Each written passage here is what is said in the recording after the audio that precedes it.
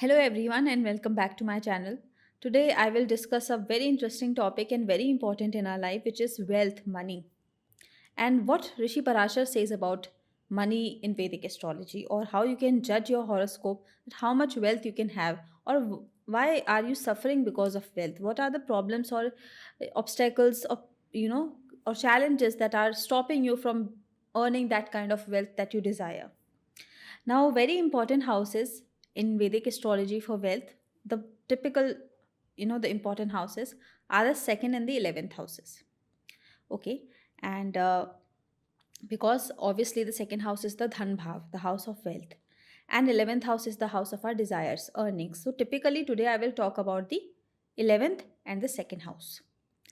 And what are the combinations that can give you good wealth? You can be rich because of these combinations.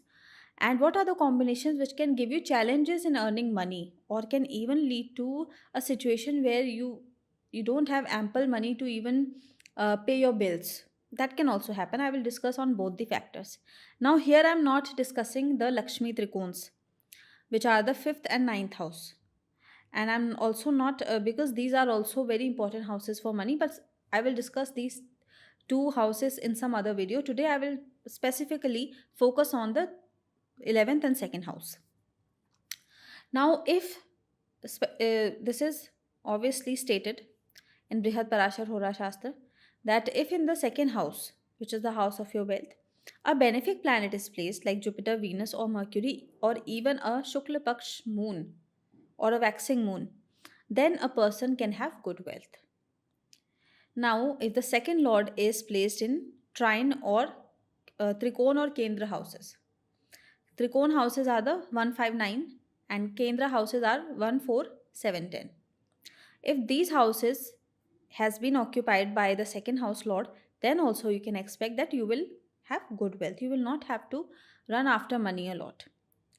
Now, what happens when second house lord is with a malefic planet? If it is with a malefic planet, then two situations can happen.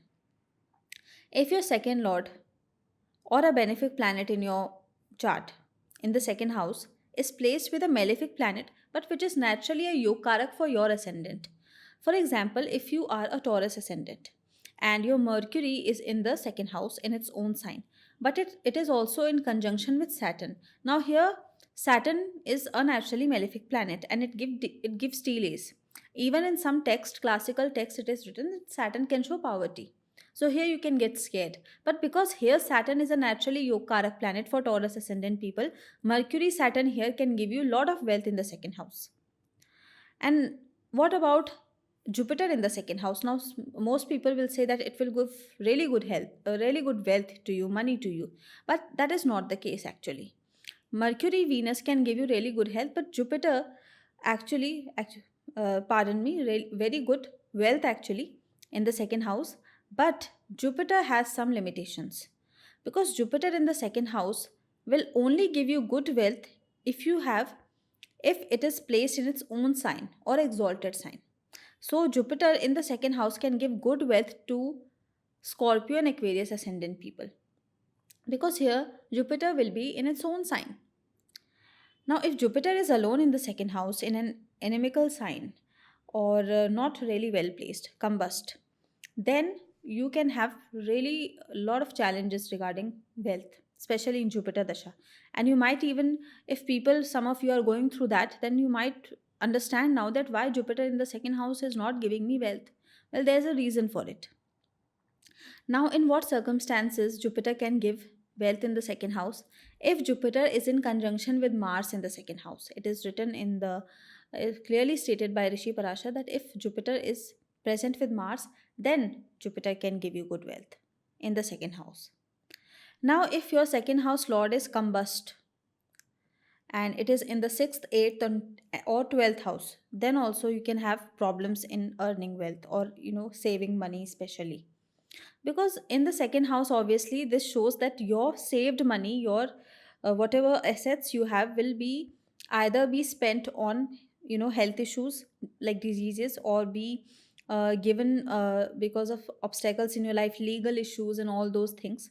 In the eighth house it can show that your money can in very weird ways, it can go away in weird situations. Secretly, or hidden enemies can even, affect your wealth. If your second lord is in the 12th house, then it can show that, your wealth, too much expenditures can happen. Now, if let's talk about 11th house. So, if 11th house lord is present obviously in the Kendra or Trikon houses, it can give really good wealth, really good income. But if second and 11th house lord both are combust and both are in the in the 6th, 8th or 12th house, then a person can suffer a lot because of, money issues. And also, if this combination that your second and 11th lord is combust is not aspected by any benefic planet, any yokarak planet, then the situation can become even more worse. Now, if your 11th lord is conjunct with the second house, then it is a very good, very powerful dhan yoga. Or if your second lord is in the 11th house and 11th lord is in the second house, a good parivartan between 11th and second, then also you can expect that you will have lot of wealth in life. Now, what happens if you have the negative side of what I said? Like you have second or 11th lord both in 6th, 8th or 12th, and or if you have second or 11th lord combust, what can you do in that situation? Now, in that particular situation, first of all, you need to have full clarity of your money related aspect of your birth chart. You need to have full clarity because you need to now look at your moon chart also. If you have this situation in your D1 chart, then I suggest that you analyze the same situation in the moon chart.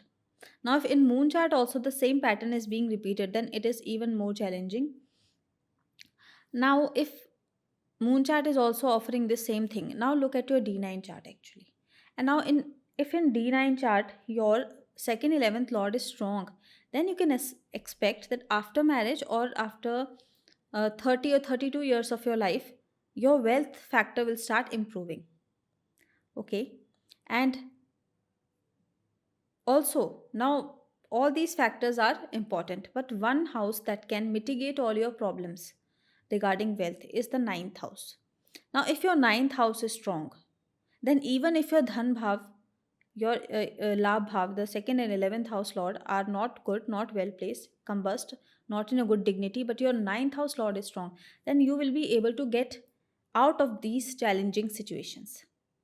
So, this was all for this video. If you like it, please share it and subscribe to my channel for more such informative content on Vedic astrology.